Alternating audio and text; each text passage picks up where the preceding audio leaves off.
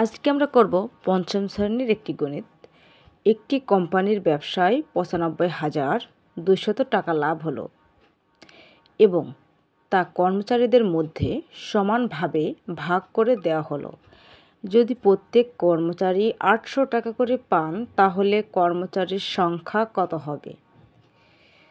এখন আমাদের এখানে একটু লিখতে হবে, যেহেতু এই অঙ্কটা কথায় লেখা তাই আমাদের এখানে একটু লিখতে হবে। আমরা এখন লিখব, আমরা যদি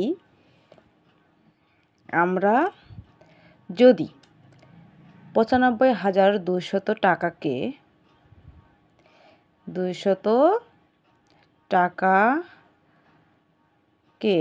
৮০০ দ্বারা ভাগ করি তাহলে আমরা কি পাবো? কর্মচারীর সংখ্যা আমরা পেয়ে যাব।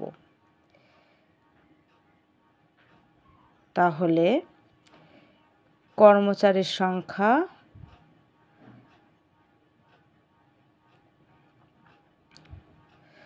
আমরা পেয়ে যাব।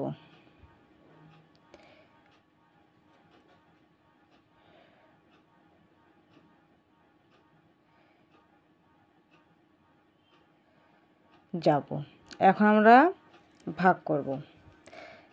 ৮০০ ভাগ ৯৫,২০০ আমরা এইভাবে ভাগ করব, তাহলে অনেকটা সহজ হবে। এখন ৮০০ ৯৫২-র মধ্যে কতবার যাবে? একবার। ১ দিয়ে আমরা ভাগ দিলাম, তাহলে ৮০০ আমরা বসিয়ে দিলাম ও ২ বসে গেল ৫, ৮ আছে কত হলে ৯ সমান যায় ১ হলে ১৫২। এখন উপর থেকে আমরা একটা সংখ্যা লাগাবো। এখানে হলো ১৫২০ আর এখানে আছে ৮০০। ৮ দুগুণী হয় ১৬০০, এখানে আছে ১৫০০, তাই আমরা একবার দিয়ে ভাগ দেবো। ৮০০ দেবো, ৮০০ একে ৮০০, ০ ২। এখন ৮ আছে কত হলে ১৫ সমান যায়? ৮ আছে কত হলে ১৫ সমান যায়? আমরা হচ্ছে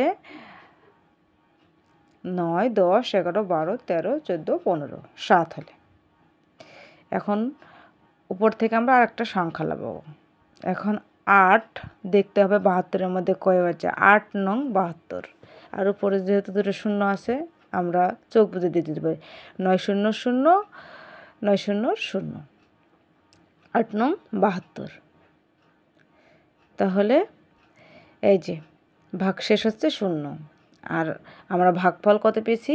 ১১৯। তাহলে আমরা এখন উত্তরে কী লিখব?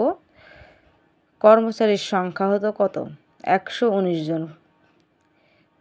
উত্তর, কর্মচারীর সংখ্যা ১১৯ জন। তো বন্ধুরা, এই ছিল আজকের ভিডিওটা ভালো লাগলে অবশ্যই একটা লাইক করুন। আমাদের চ্যানেল নতুন হলে চ্যানেলটা সাবস্ক্রাইব করুন। এই ভিডিওটা আমাদের ফেসবুক পেজ থেকে দেখে থাকলে পেজটাকে ফলো দিয়ে পাশেই থাকুন আরও নতুন নতুন ভিডিও পাওয়ার জন্য।